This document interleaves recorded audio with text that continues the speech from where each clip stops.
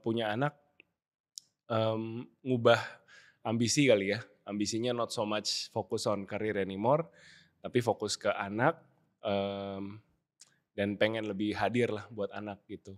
Karena gue menyadari ini bukan sesuatu yang kita bisa balik lagi untuk repeat. Kayak kantoran kan ya mungkin balik lagi ke company yang sama agak susah, tapi bisa lah kayaknya mungkin 5 tahun lagi kalau gue mau kerja lagi kayaknya bisa gitu. Tapi childhood gak bisa kembali lagi gitu. Mungkin menikah juga sama, lebih dari financial, kayaknya yang paling penting adalah karakter, dan pas ngomong tuh kita selevel, bisa nggak lebih kita ngelihat pasangan kita di bawah ataupun nggak ngelihat pasangan kita lebih di atas, jadi ngomongnya tuh bisa lebih nyaman. Tapi aku lihat dari keduanya ini, dari kalian berdua tuh sebenarnya lebih ke awareness ya, akan pentingnya bahwa relationship ini nih sesuatu yang harus dijaga gitu kan. Istilahnya kalau saya bilang kan gardennya harus dijaga, kalau enggak kita selalu ngelihat di luar tuh taman tetangga lebih hijau ya kan, rumput tetangga lebih hijau.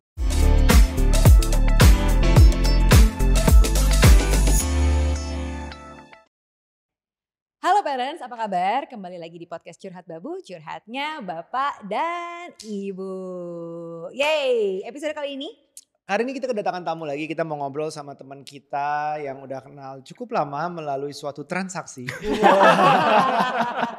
Suatu transaksi, jadi ceritanya sih waktu itu kita jual stroller bekas anak ya. Dan kita ada yang bersambut nih, dan ternyata bersambut sampai sekarang masih komunikasi terus dan merupakan pasangan yang very influencing di bidang parenting, financial planning untuk keluarga dan relationship juga. Yes, kita perkenalkan di sini sudah ada Kosem dan juga Cik Claudia. Yeay! Pakai tepuk tangan. Oke, baik. Selamat ya guys, sudah mencapai 180.000 subscribers di YouTube-nya. Wah, terima kasih. Keren banget. Kita udah pernah ngobrol bareng juga ya melalui suatu konten waktu itu di kontennya di channelnya Kosem ini. Nah, sekarang kita gantian dong. Katanya YouTuber tuh ada collab-nya. Oh gitu ya. Collab-nya gantian.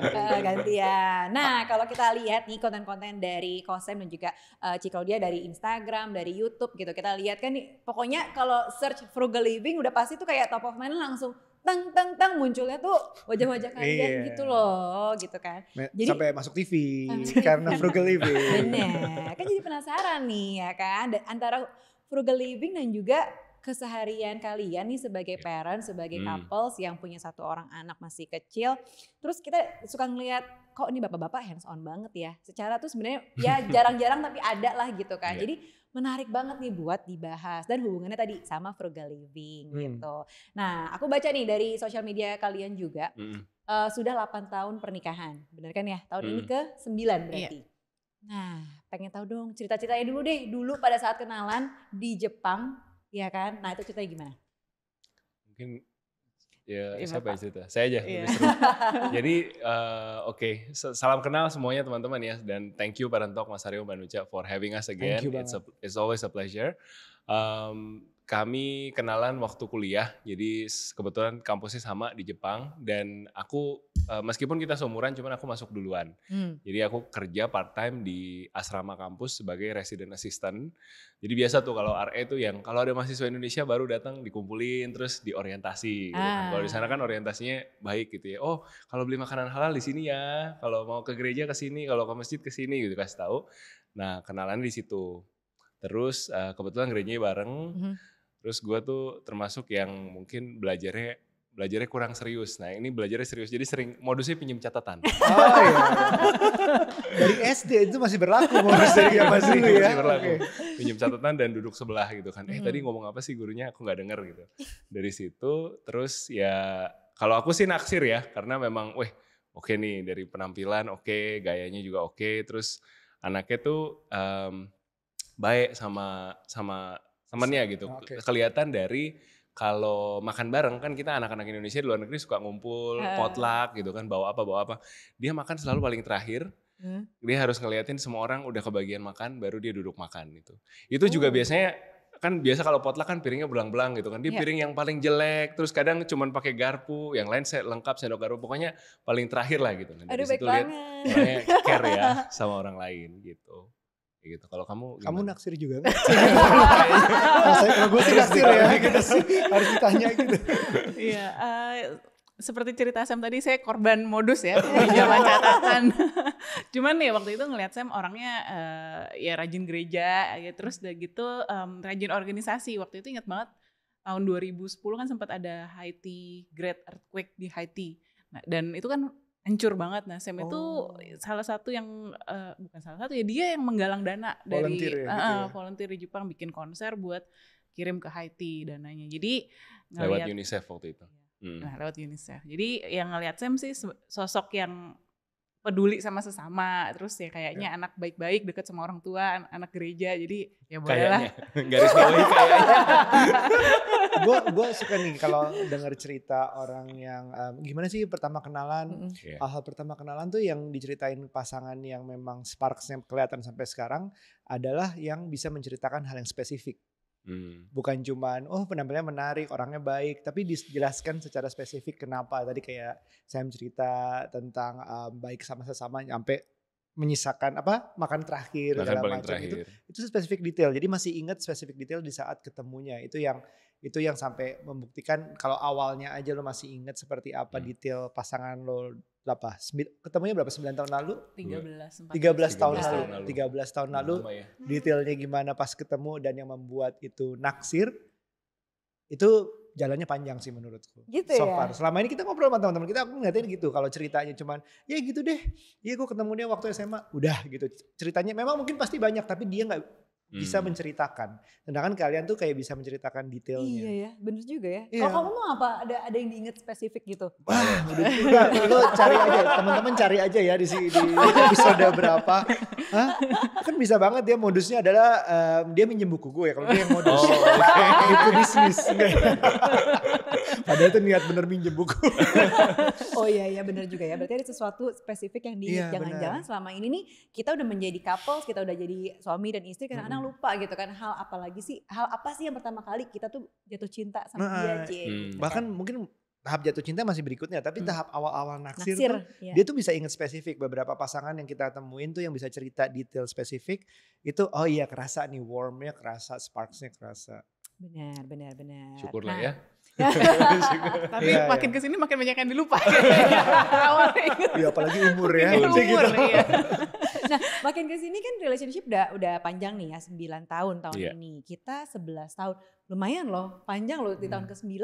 Tapi bersama karena dia ketemunya lebih lama. Oh iya benar. Kita cuma 1 tahunan ketemu sebelumnya. Dan rasanya tuh cukup panjang, dinamikanya lumayan banyak. Apalagi ada Hana gitu kan, kalau udah punya anak juga kayaknya tambah lagi dinamikanya, relationshipnya. Apa sih yang membuat kalian nih, aku pernah lihat postingan dari Ciklo juga, terus juga dari Kosem gitu ya, tentang 8 tahun pernikahan gitu ya. Apa sih yang menjadi biar sparks kalian nih antara percintaan ini tetap ada gitu. Karena kan 9 tahun gak gampang loh untuk bertahan, untuk kayak tetap masih di level yang senang dan masih kecintaan. Itu kan sesuatu yang mungkin hard work lah kita bisa bilang. Gitu. Ayo dong, dilempar terus. Oke. Iya kalau kami dari pertama apa ya? Mungkin saya orangnya logis banget ya, bukan yang dari awal bukan yang cinta-cintaan, fangirling, ganteng banget nih, kia gitu enggak. itu kode istri bilang suaminya nggak ganteng. Kamu tuh juga sering kok terima fakta itu. Aryo tuh baik banget, Aryo tuh lucu, ini ganteng belakangan gitu.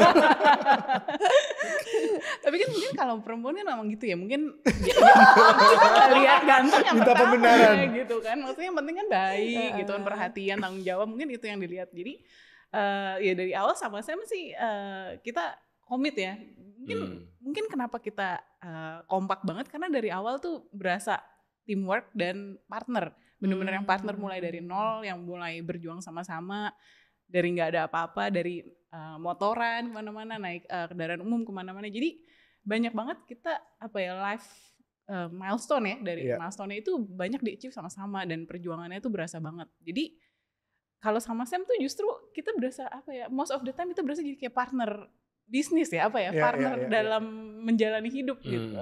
Justru yang cinta-cintaan itu justru kita harus bener-bener belajar dari teman-teman, dari orang-orang lain, gimana sih caranya untuk menyisihkan date night, untuk bisa yang lope-lope gitu, justru belajar. Tapi yang naturally datang ke kami, ke saya mungkin secara pribadi adalah partnership-nya itu.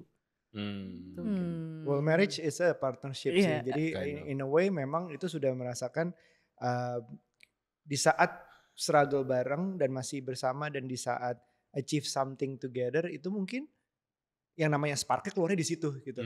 Wah, kita ternyata sekarang bisa misalnya dari motor, bisa beli mobil, bisa beli rumah, segala macam tuh ada poin-poin kalau dalam bisnis ya itu misalnya profit atau break even atau apa itu dan dirasakan bersama karena diperjuangkan bersama.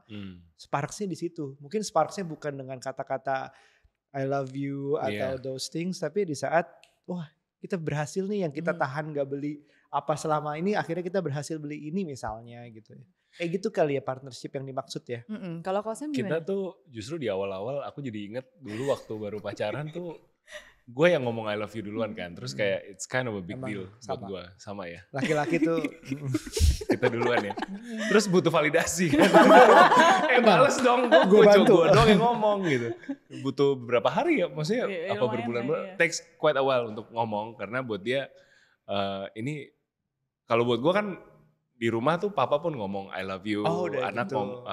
dipeluk gitu kan. Jadi buat kita keluarga yang backgroundnya emang secara verbal dan secara gesture dilakukan itu menunjukkan Iya, I love you. Nah kalau dia tuh enggak, keluarganya I tuh see. enggak gitu. Jadi satu dia kagok, terus kedua juga dia merasa if you say I love you have to truly mean it gitu. Sama dengan kalau apology, kalau say sorry you have to truly mean it. Jadi kalau gue apology dilihat juga mukanya, oh muka kamu bukan muka minta maaf, belum ikhlas, nggak mau, aku nggak mau terima gitu. It happens tuh. Jadi apa ya? Di situ juga gue mungkin belajar juga nyesuaiin sama ini kita bicara love language nih Iya, jadinya nih love betul. language-nya dia itu kalau gue mungkin perlu words of affirmation, kalau dia perlu Act yang of service ya. ya acts of service, tindakannya apa nih kalau lu menyayangi gue buktiin dong. Kemarin kita beli cempedak goreng ya, potongin dong buat istri biar gue Waduh. bisa makan gitu. Nah dia seneng banget gitu pas gue potongin terus panasin gitu kan, wah asik nih, tahu nih suamiku sayang aku gitu. Jadi itu mungkin bahasa kasih buat dia gitu. Itu belajar sayang So sama you dia. guys actually learn about this. Maksudnya Iya tentang sih. love language akhirnya itu dipelajari di fase mana pernikahan? Apakah dari awal sudah langsung ngetes gitu? Iya, nah di awal itu ada dari sisi gua merasa kayak, lu harus bisa menghargai dong the grand gesture that I do. Kayak gue tuh orangnya suka grand gesture gitu lah dulu. Zaman-zaman bikin mixtape buat cewek gitu kan. Gue bikinin CD, burning CD, terus Iya. kasih, terus sampulnya gambar sendiri. Wih. Tulis, wah pokoknya ini deh, kalau Niat dibayangin deh. malu sendiri. Liriknya nyambung gitu ya dari satu lagu ke Ya lagu lain. ya gitu lah kira-kira. Terus bikin ngasih kado ngasih yang, kado apa, bunga yang bouquet gede yang banget gitu. besar-besar. Nah dia tuh nggak appreciate itu Iya. gitu waktu itu. Buang dan- duit nih ngapain sih? Udah tahu Betul. mahasiswa pas-pasan kan kita juga tahu ya uangnya dia seberapa, ngapain sih beli-beli ginian gitu. Iya, masih statusnya mahasiswa lah, belum ada uang lah dari part time kan uangnya gitu. Nah di awal-awal guanya ngerasa wah nggak di appreciate nih, gue udah usaha segala macam gitu. Tapi sambil jalan ya lama-lama kayak kita we move beyond that gitu ya. Iya. Nggak lagi ngotot bahwa love language saya harus sama dengan pasangan, tapi somehow ya kita ketemu di tengah supaya we make this work lah gitu, sama-sama gitu. Dia juga ngerti bahwa Iya. oh kalau ngomong sama Sam gimana Harus ya I love you. ada harus ya I you have to appreciate say you, it gitu, you have to validate gitu. Kalau dari sisi gue ya have to show that I love her and the family gitu. Oh, ini menarik ya. Jadi dari awal yang satu logis mungkin satu lebih lope-lope. Iya bener sih. Tapi akhirnya ketemu dan mau belajar. Jadi walaupun seperti itu, ini mungkin buat teman-teman yang nonton bahwa semua tuh perlu ada proses. Oh ternyata dia begini. Oh berarti gue harus belajar. Berarti gue harus begini. Walaupun dari yang logis mungkin belajar tentang 5 love languages juga yang nggak nyangka itu perlu dipelajarin mungkin ya di awal. Mungkin kalau suka-sukaan kayak naksir-naksiran tuh chemistry bisa dibangun dengan sendirinya. It Betul. comes naturally. Tapi untuk mempertahankan hubungan terus berjalan dan striving ya you have to learn about it. Mungkin sekarang date night jadi rajin. Iya. Lumayan lah kita jadwalin, setengahnya kita coba jadwalin ya seminggu sekali. Kita pokoknya mungkin karena sama-sama saling suka planning, apa-apa di planning kan. Kalau kita planning trip, kita detail bikin Excel kalau kita planning budget ya tiap bulan Ya. kita punya financial meeting seperti teman-teman tahu. Nah untuk date juga kita coba usahakan dalam seminggu ada 1 hari lah gitu yang kita beberapa jam sama-sama keluar as couple, jadi tanpa anak. Nah ini momennya biasa kita ngambil jam-jam anak sekolah pagi-pagi gitu. Jadi udah ngopi lama sih tidak lah date ya, night. Iya, gitu. udah lama. Tidak date night ke bioskop karena bioskop tidak buka pagi. Iya benar. Tapi kita cari cara lain lah, kita sama-sama suka makan, kita cari restoran yang enak, kita brunch di situ gitu. Biasanya date-nya kayak gitu. Oke, menarik banget loh ini.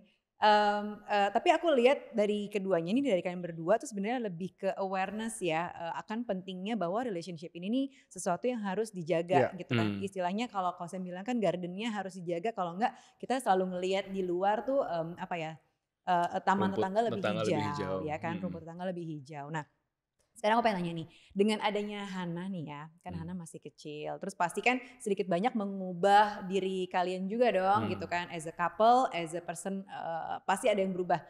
Kalau boleh tahu dengan hadirnya Hana sekarang gitu, apa sih yang membuat diri kalian tadinya nggak gitu tapi jadi begini sekarang gitu. Let's say nih kayak misalnya aku Mario, dengan adanya anak tuh bikin aku belajar yang namanya kesabaran. Dulu aku orangnya nggak sabaran, harus satset. Ya sekarang juga satset sih. Tapi agak lebih ada ininya deh, sabarnya gitu. Karena kalau sama anak aku menghadapinya begini. Tapi ini tuh setidaknya mengubah aku yang dulu menjadi aku yang lebih baik sekarang. Nah kalau buat Kosem sama Cikal, kira-kira apa sih artinya seorang anak nih yang ada di antara kalian?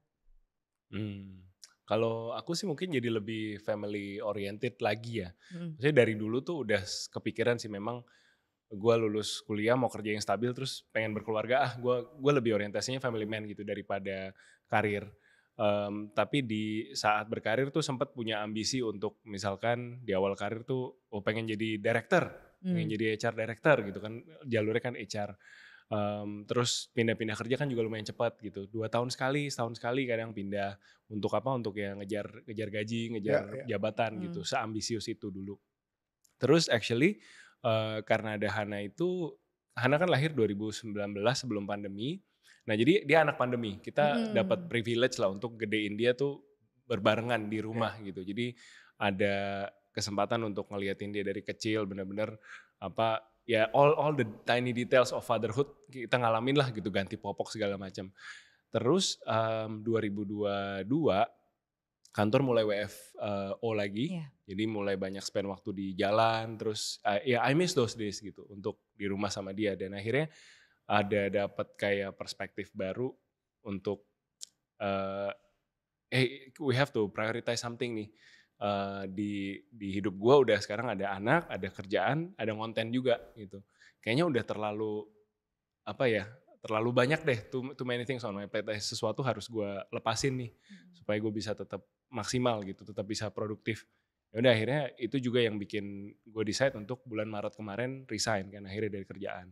Jadi somehow punya anak ngubah ambisi kali ya. Ambisinya not so much focus on career anymore, tapi fokus ke anak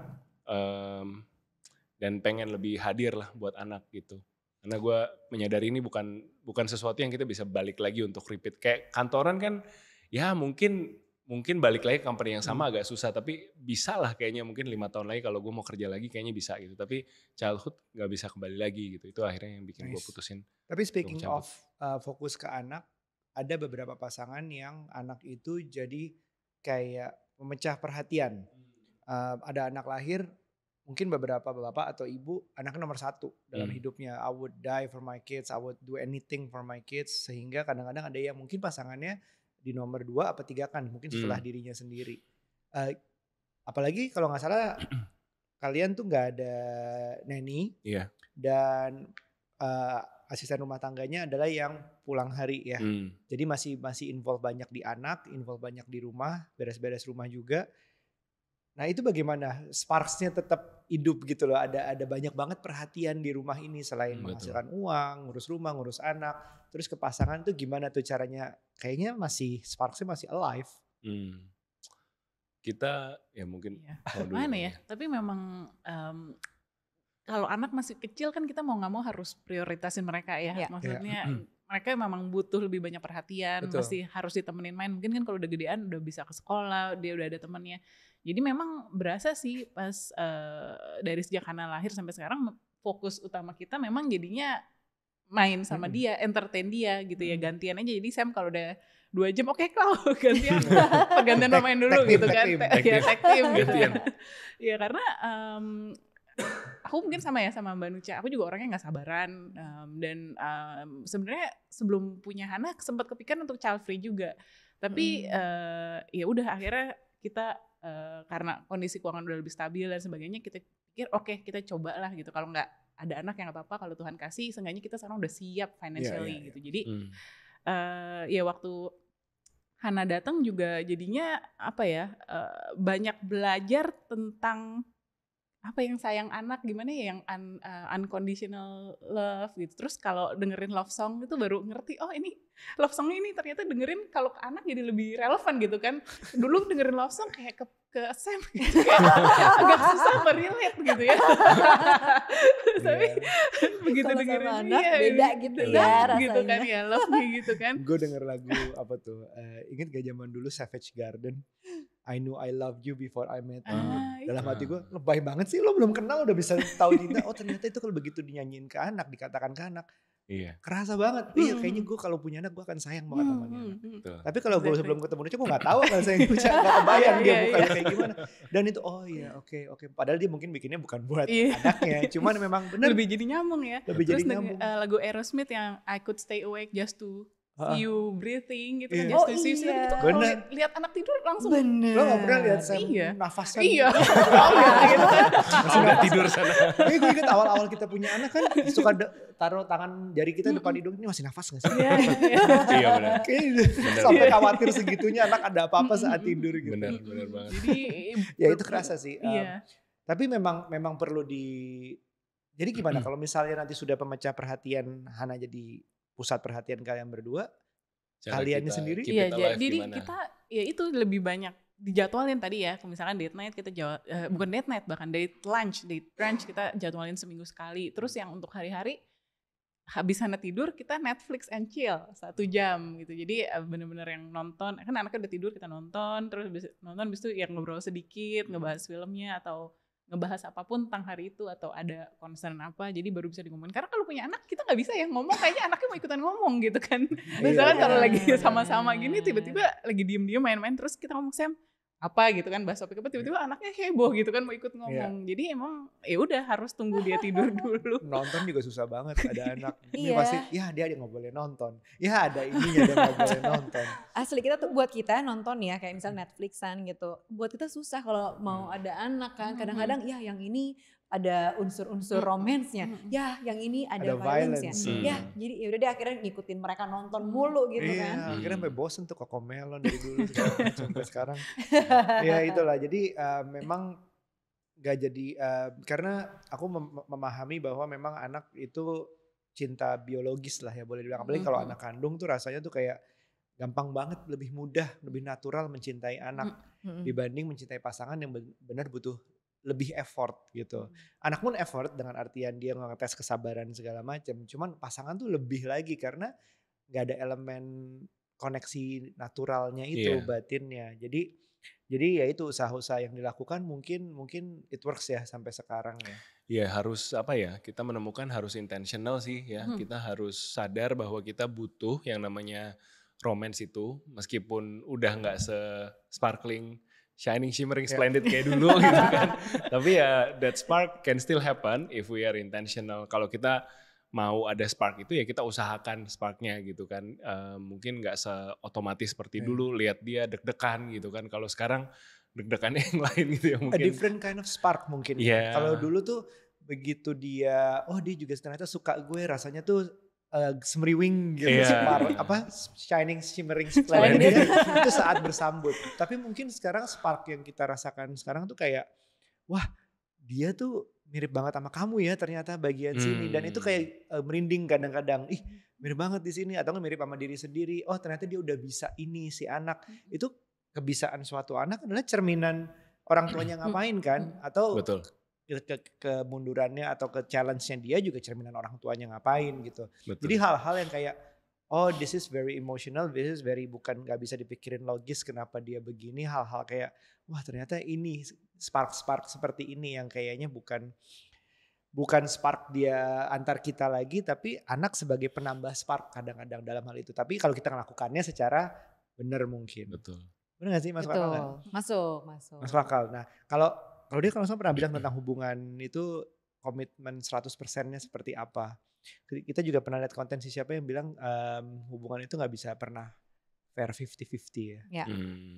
Jadi hubungan itu harus ketemu di tengah, persis di tengah itu kayak jarang terjadi. Kadang-kadang dia yang habis tenaganya. Kita yang nyamperin, kita yang bantuin. Kayak misalnya anak lagi dia suami lagi capek, istri bantuin soal anak dan sebaliknya.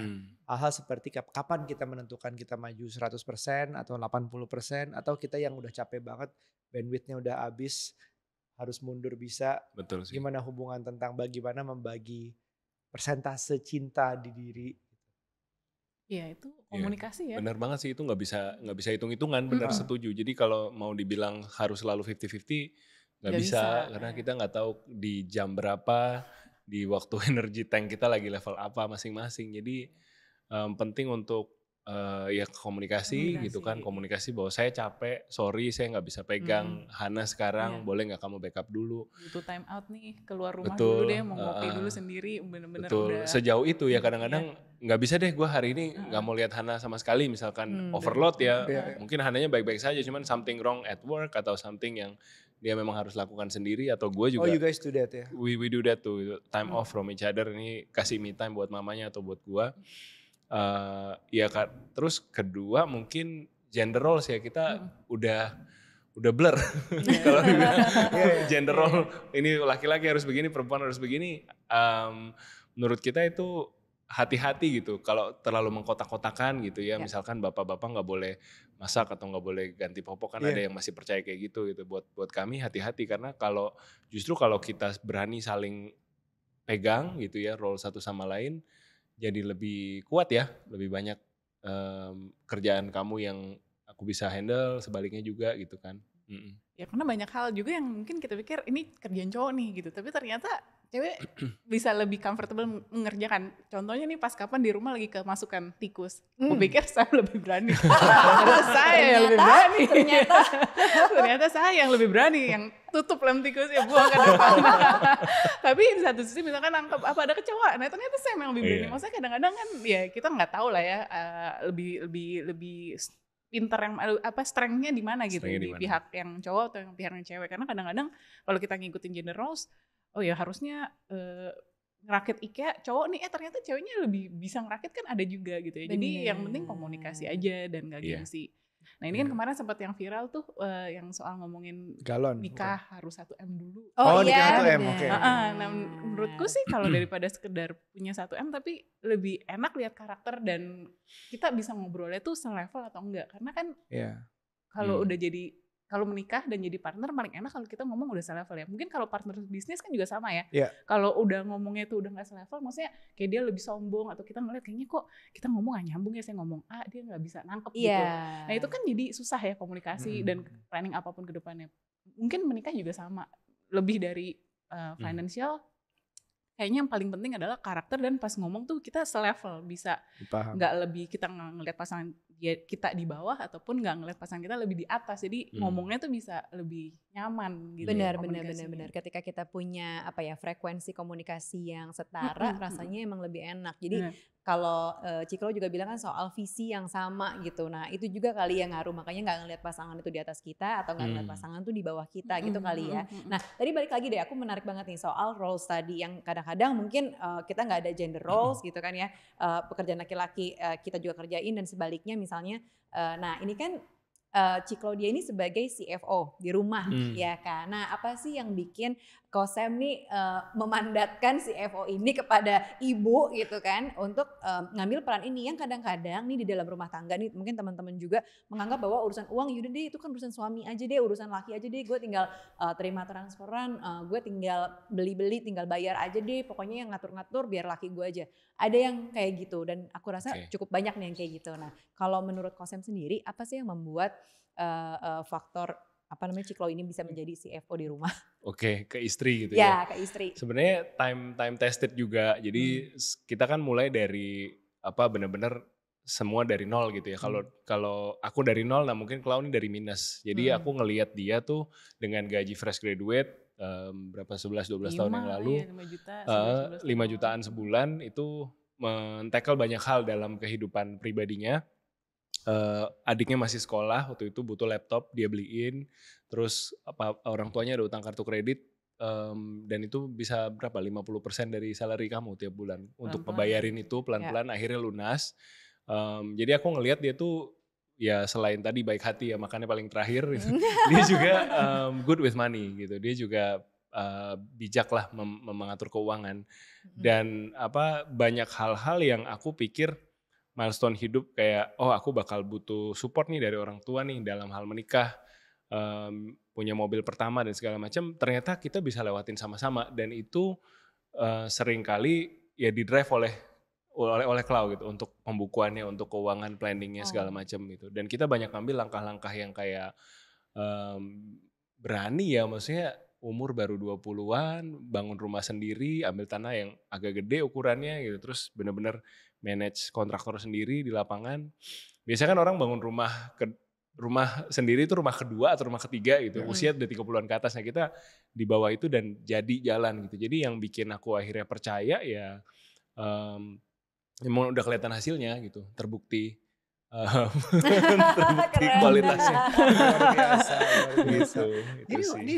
Ini mungkin ya memang kalian dikenalnya sebagai pasangan frugal living ya. Jadi terlihat ini ngaruh nggak sih ke ini memang values yang menguatkan menjadi ciri khas kalian yang berdasarkan itulah Sparks ini terus berjalan, suatu belief yang dipercayakan bareng berdua yang memang hidup live through it sampai akhirnya ya sekarang ya udah memang udah segitu cocoknya sehingga karena satu value itu apa ini pengaruh frugal living ke hubungan kalian?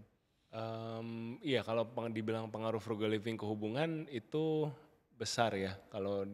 Apalagi kalau kita ngelihat benar-benar kita come from scratch sampai sekarang itu kadang-kadang gue tuh mikir sendiri terus kayak amazed sendiri gitu. Gila gue dulu benar-benar pernah ada titik naik motor ke kantor kehujanan basah semua, terus pulang lagi ganti baju lagi gitu ke kantor, terus sekarang udah bisa naik mobil ya puji Tuhan alhamdulillah gitu. Dan ada ini semua itu benar-benar ya of course grace of God juga gitu. Tapi gue ngeliat di sisi kitanya tuh kami berdua kompak mengatur apa yang Tuhan sudah titipkan gitu. Rezekinya tuh sudah dititipkan, iya betul, tapi kami berusaha benar-benar manage itu dengan baik gitu. Dan kalau dibilang hubungan suami istri ya makin timbul rasa kagum gitu loh. Gue dari cowok ngelihat ke cewek, gila nih cewek makin hari makin keren gitu kan.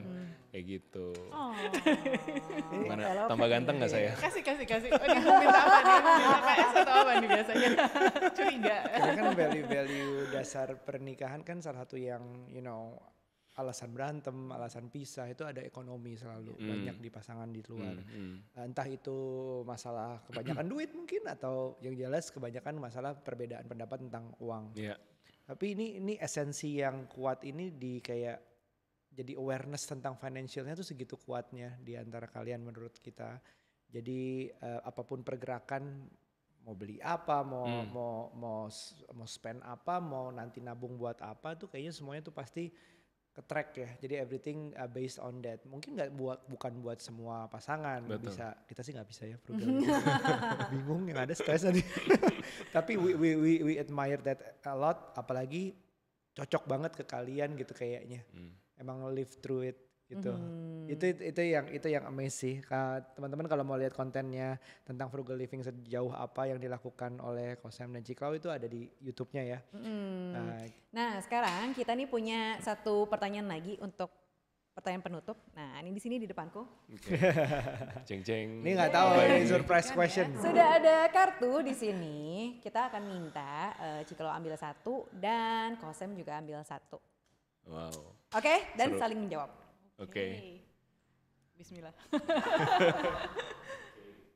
Siapa duluan? Boleh dilihat? Yuk, boleh siapa dilihat, duluan? tapi jangan kasih lihat pasangannya. Oke. Oh, oke. Ini maksudnya kita baca Banyak. tanyain ke dia. Ya. Oke. Semoga aman ya kalau Semoga nggak aman ya kalau Kalau nggak nggak aman. Tadi masih bisa dikat. masih bisa di-cut. Oke.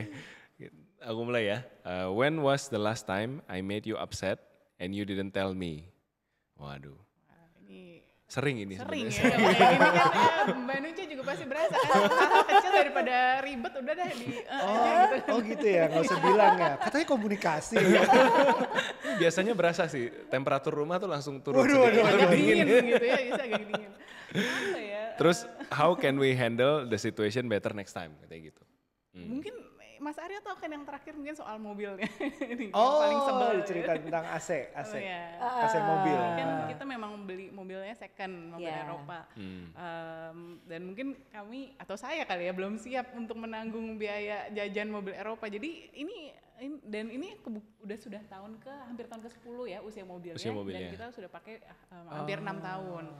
Jadi ya mulai banyak-banyak jajan dan itu saya sebel. Kayak ini jujur ini mobil bisa nggak sih kita beli yang Suzuki aja gitu CGC atau aja. ayo jadi menyebut Yang- merek ya pokoknya mobil-mobil lebih- Jepang yang lebih low cost Karena aja ngitung gitu maintenance-nya. Oke, Iya, oke. tapi Sam kayaknya suka enjoy nyetirnya, pengalaman naik mobil itu, ya. Jadi kadang-kadang agak sebel ya karena kan ini secara finansial nggak Iya, wise Nggak gitu wise. ya sebenarnya boros lah hitungannya. Cuman kan ya again nggak semua hal di dalam hidup ini kita bisa atur, bisa menilai dari seberapa hemat atau seberapa frugal kan kita juga manusia biasa ya kadang-kadang kan perlu that sinful enjoy. Suami lihat tuh, suaminya udah dibela sendiri. Tadinya aku mau belain loh, tapi kan ada bedanya rasanya dong. Gak apa-apa Sam lah gitu. Tapi udah paham sendiri Udah paham, suaminya. Jadi kayak udah tercuci otak. ya. Oke. Apakah perlu how can we make that Iya, better? how can we Apakah perlu handle di the make that situation better? better next time? Ya udah. Next time ganti Ya udah. mobil. Ya udah. Ganti mobil Jepang. Dengan Jepang ya, you win some, you lose some gitu ya. Kadang Iya. kita Iya, kadang iya. harus choose our battle ya. Kalau semuanya kita mau beresin sesuai dengan apa yang kita mau, kan ya itu bukan marriage juga ya, bukan partnership Iya. juga. Oh Jadi, that's good, that's good. Choose our battle. Gue juga sempat baca kemarin couples need to fight. Fightnya seberapa sehat itu yang jadi masalahnya, apakah violent atau apa itu segala macam juga jadi masalah, berapa sering juga ngaruh. Tapi nggak fight juga, sama sekali nggak fight itu juga menjadi pertanyaan. Is it avoidance atau memang nggak ada masalah gitu? Ada bisa jadi yang kayak ada tapi Ciklau bilangnya adalah we can't fight every battle, some battle you have to fight our battle, sampai di-choose ya, dipilih battle-battlenya ada. Jadi memang avoidance campur dengan choosing our battles lebih tepatnya lagi kayak gitu kali. Oke, baiklah. Nah, next yeah. question. Is there anything I used to do in the beginning of our relationship that you like but I stopped doing? Oh, yang udah nggak dilakuin lagi, ada nggak? Padahal dulu aku suka. Baik masih tadi. Baik masih, ya kan. Frugal masih. Masih. Bingung nih. Sebenarnya udah dibahas tadi sih yang soal kita sekarang punya anak kan gitu. Jadi I think in the beginning of our relationship we travel more, we hang out more outside dan lebih sering jajan gitu ya. Weekend tuh hampir pasti selalu nge-mall jalan gitu kan. Kalau sekarang mungkin ada hari-hari di mana weekend di mana kita nggak keluar sama sekali gitu. Kadang-kadang sumpah kan udah gitu WFH lagi. Jadi dari Senin ketemu Senin lagi. Udara Tangsel lagi yang kuhirup gitu kan. Ini hari apa ya gitu. Kapan ya keluar gitu. Ya udah tapi ya mungkin in a way it's my responsibility juga untuk keep up to the schedule yang kita udah set kan. Sebenarnya kan kita udah punya sistemnya, which is seminggu sekali harusnya jalan bareng gitu. Nah kadang-kadang gue juga sibuk, kadang-kadang harus mengerti juga dia masih ngantor gitu, harus meeting keluar. Jadi ya mungkin ini problem buat berdua kali ya untuk di solve gue juga harus ngingetin juga gitu. Kalau suami begitu, kalau mau komplain ya, tapi saya juga bertanggung jawab. Jadi nggak kenal 100%. Kayak langsung apologizing buat diri sendiri. Ya, tapi sorry ya aku mau ngomong gini tapi sorry ya. Tapi aku juga yang salah sih. Salah kok. Persis banget. Tapi persis sih, ini seperti yang aku mau sama Nucha juga waktu itu ditanya sebenarnya masih pengen traveling lebih banyak. Tapi mungkin barriernya bukan diri sendiri atau pasangan tapi anak memang. Circumstancesnya, keadaan. Anak memang ada jadwal sekolah lah, ada jadwal apalah, nggak libur apa segala macam susah. Dan nggak boleh sama anak juga ada hal-hal seperti itu yang mungkin kita. Ya nanti udah ngerasain belum. Nggak boleh sama anak kita sekarang. Iya, terus kalau travelingnya bawa anak tapi kok kosnya jadi double ya. Kosnya banyak banget. Ya. Terus ya kita mau berdua aja nih. Ini ulang tahunnya gue lewat dalam 2 minggu, ulang tahunnya Nucha dalam 2 minggu kita mau anniversary. Itu belum boleh dikasih jalan berdua. Jadi kita bingung nih izinnya gimana. Masa mau anniversary bawa anak gitu. Dia pengen ikut lagi ya kan, jadi double. Iya, jadi memang sama yang kita mau kayaknya sepertinya waktu lebih banyak seperti yang dulu sama sebelum punya anak. Dan I think I can understand that a lot gitu. So banyak banget yang bisa kita pelajari hari ini menurutku. Karena banyak kesamaan juga sih, jadi banyak relate-nya, banyak hal dalam mengurus anak, mungkin mengurus uang agak beda ya. Tapi perasaan satu sama lain itu kayaknya banyak terwakilkan oleh Kosem dan Ciklau di sini. Dari aku senang banget ngelihatnya dari awal, bahkan cara cerita sukanya atau kenalnya awal gimana itu udah nunjukin spark sampai akhirnya perjalanannya. It shows a lot, the sparks are there, definitely. Dari Nucha? Ya, belajar banyak juga dari Kosem dan juga Ciklau. Terima kasih banyak udah hadir di YouTube podcast kita di sini. Mudah-mudahan teman-teman juga belajar ya bahwa untuk work on our marriage itu nggak gampang, apalagi setelah ada anak gitu ya. Semua challenge, tapi yang pasti tadi itu ya udah we choose our battle gitu. Karena mungkin setiap fase ada aja gitu kan ya ujiannya dan lain-lain. Tapi yang pasti kita bisa ngelewatin itu dan bareng-bareng lah tadi dengan komunikasi. Oke, kalau gitu terima kasih banyak sekali lagi Kosem dan juga Ciklau. Jangan lupa untuk follow @parentalk.id dan juga @curhatbabu dan juga di YouTube-nya Samuel and Claudia, benar kan? Betul. Ya? Oke, kalau gitu sampai ketemu lagi di YouTube podcast berikutnya. Jangan lupa like, subscribe dan juga share konten ini. See you, bye.